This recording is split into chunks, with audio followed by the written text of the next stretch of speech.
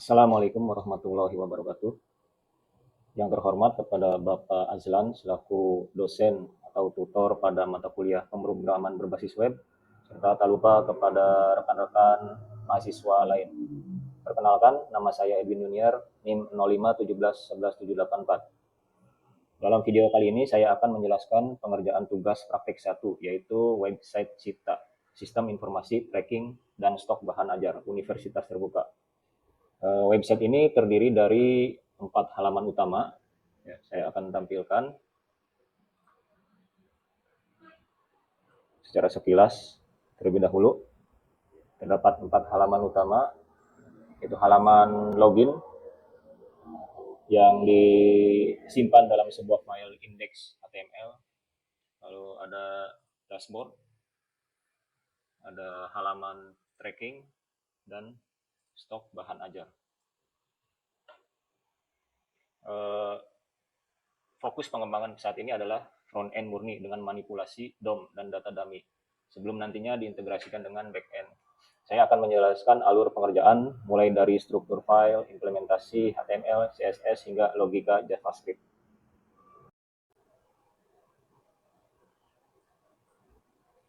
Ya. Saya menerapkan prinsip separation of concern agar kode mudah dikembangkan. Ya, di sini kita lihat struktur dari folder. Nah, di sini saya perbesar dulu. Ya. Struktur folder mengikuti standar proyek web. File HTML berada di root. Di sini ada file HTML, 4 buah halaman utama. Ada dashboard HTML, index HTML, stok HTML, dan tracking HTML. Lalu ada CSS di folder CSS. Di sini ada CSS. Lalu kemudian ada JavaScript di folder JS. Di sini ada 2 buah file JS. Data dummy yang diberi nama data.js dan script.js sebagai logika yang saya gunakan. Folder aset dipisah untuk menyimpan gambar, logo, dan cover buku. Di sini ada aset folder. Di sini ada, di dalamnya ada folder IMG yang berisi sampul dari buku-buku yang dijadikan sebagai contoh. Lalu ada logo UT di dalam folder aset. Kemudian pemisahan ini membuat debugging lebih cepat karena setiap bahasa hanya menangani satu lapisan. HTML untuk struktur, ya, HTML ini untuk struktur tampilan dari web. Kemudian ada CSS untuk tampilan stylenya, dan juga JS untuk logika. Ya.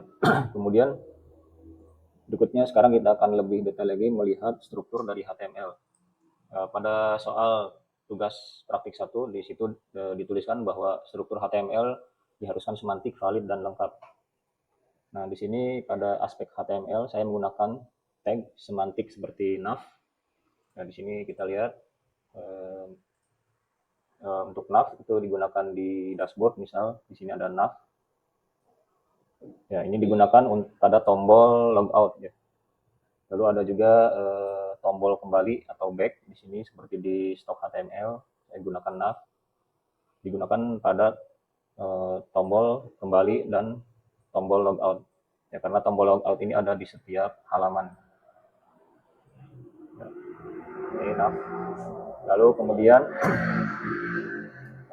ada tag form untuk input data, misalnya ada di login page ya. Di sini ada form. Ya, ini ada tag form untuk menangani atau menerima input username, email berupa email, dan juga password. Lalu ada tag table, ya, table, t-head, dan t-body untuk menyajikan data stok secara terukur. Misal di stok HTML ada table, ya, di sini ada table. Kemudian ada t-head, table header ya. Lalu ada t-body, ya, di sini. Ya, berikutnya kita masuk ke style ya. Di sini untuk desain saya menggunakan tema warna layaknya situs resmi UT yang resmi ya, yang warna biru, lalu ada oranye dengan latar putih, jika ada header biru tua. Saya mendefinisikan ini menggunakan CSS ya. Nah, di sini kita lihat bagian CSS-nya. Di sini ada primary blue, layout dashboard menggunakan CSS grid agar kartu menu responsif. Kemudian untuk kreativitas yang saya tambahkan meliputi modal ya, penggunaan modal pop-up untuk fitur seperti lupa password. Ya, di sini misal modal, saya penggunaan modal, jendela modal. Ya. Nah, misalnya pada saat lupa password di sini. Nah, di sini ada jendela modal yang muncul atau pada saat ketika daftar akun baru. Ya. Kemudian modal pop-up itu untuk fitur lupa password dan daftar agar tidak perlu reload halamannya. Jadi halamannya tetap di halaman utama, dia hanya muncul di layer depannya. Timeline vertikal untuk tracking paket. Misal kita coba login dahulu.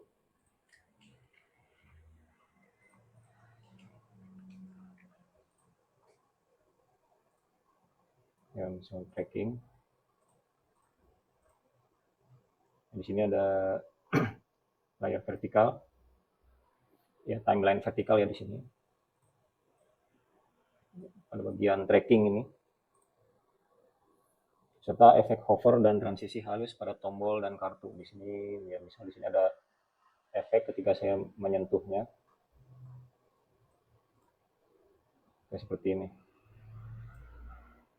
Saya juga menambahkan media query at max width agar tampilan tetap rapi di perangkat mobile. Misal tampilannya saya perkecil seperti ini. Jadi bisa menyesuaikan tampilannya tetap rapi. Ya, lalu berikutnya ke bagian JavaScript ya, JavaScript DOM. Bagaimana interaktif website yang telah dibuat dan bagaimana manipulasi data yang dibuat, dan juga validasi form dan alert ya, menyediakan feedback saat ada error. Nah, misal saya coba log out dulu.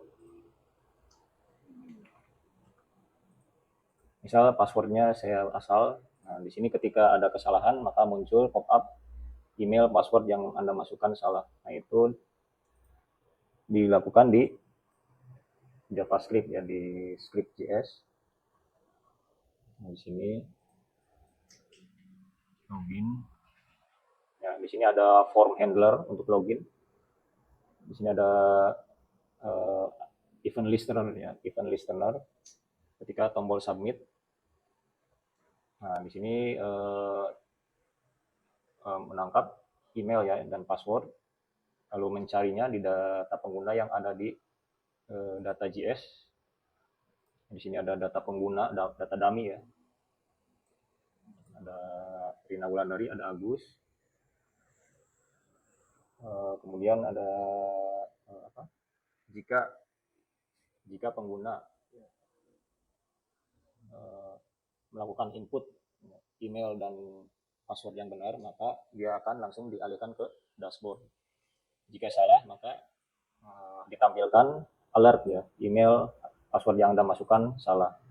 Seperti yang saya praktikkan tadi, saya coba. Maka akan muncul alert ya di atas ini. Tapi jika passwordnya benar, maka akan dialihkan ke dashboard. Ya, ke halaman dashboard ini. Kemudian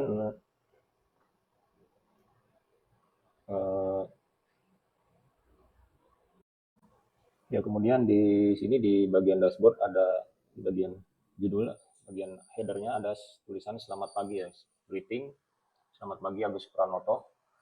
Nah, ini di handle oleh logika pada bagian script.js. Nah, akan saya perlihatkan. Ya, di sini ya, fungsi display greeting di sini. Ya. Sini dideklarasikan konstanta hour, new date, get hour. Jika, ya ini logikanya ya, jika jam menunjukkan pukul 4 dan kurang dari jam 11, maka selamat pagi. Jika lebih dari sama dengan 11 sampai dengan jam 3 sore, selamat siang. Jika jam 3 sore, lebih dari jam 3 sore, lebih dari sama dengan jam 3 sore sampai dengan jam 18, jam 6 sore, itu selamat sore. Dan selain itu, maka akan muncul selamat malam. Ya, di sini ya. Karena sekarang ini pagi, maka yang muncul adalah selamat pagi. Lalu berikutnya adalah pada tracking. Yang di sini, misalnya saya coba untuk nomor ini, saya coba untuk nomor yang tidak ada dulu ya. Maka ketika tidak ada, muncul data tracking tidak ditemukan, silakan periksa nomor DO ada. Nah, jika nomor tracking ada, maka akan muncul detail pengiriman. Nah, ini dihandle oleh logika di bagian script ya. Tracking function, ya, cari tracking. Di sini memperoleh elemen dari nomor DO ya, yang ada di data.js. Di sini ada nomor DO. Ya. Jika benar, maka memunculkan tracking result. Jika tidak ada, maka akan dimunculkan no resultnya seperti tadi. Jika hasilnya ada, maka akan ditampilkan seperti ekspedisinya, terus tanggal kirimnya, paketnya, dan totalnya. Lalu dimunculkan juga timeline-nya dari sini. Maka hasilnya ya seperti ini ya tadi. Ada nama, terus status, ekspedisi, tanggal kirim, pembayaran, dan juga riwayat perjalanannya. Lalu berikutnya saya akan menunjukkan manipulasi DOM dan data yang interaktif dan dinamis. Ya, misal di sini ada kita ke track stok ya. Kita coba tambah stok baru. Nah, di sini muncul jendela modal. Nah, kita bisa menginput stok bahan ajar baru. Misal ini ya, kita coba dengan yang sudah ada ya, supaya cepat.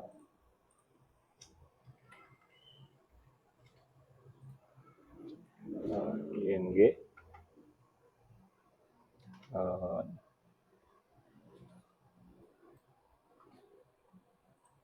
Di sini ada cover untuk pemrograman web JPEG.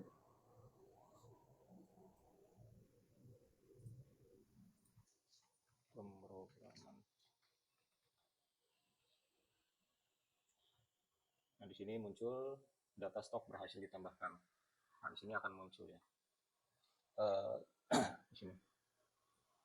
Nah, ini salah satu contoh dari manipulasi DOM ya yang sudah dilakukan.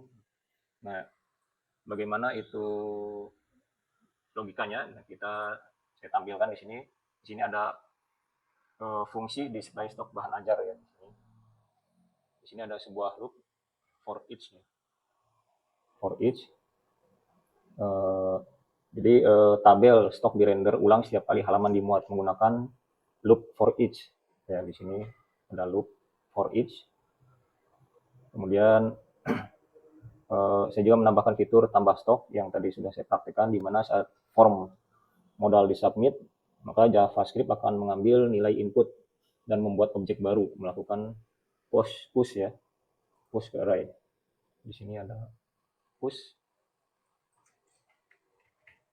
Ya, di sini bahan ajar. Ya, push new item. Sehingga item yang baru itu akan muncul di dalam jendela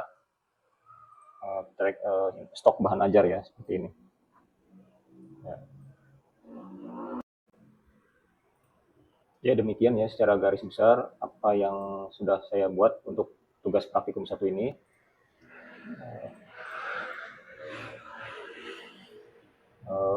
Untuk kesalahan dan kekurangan mohon koreksinya.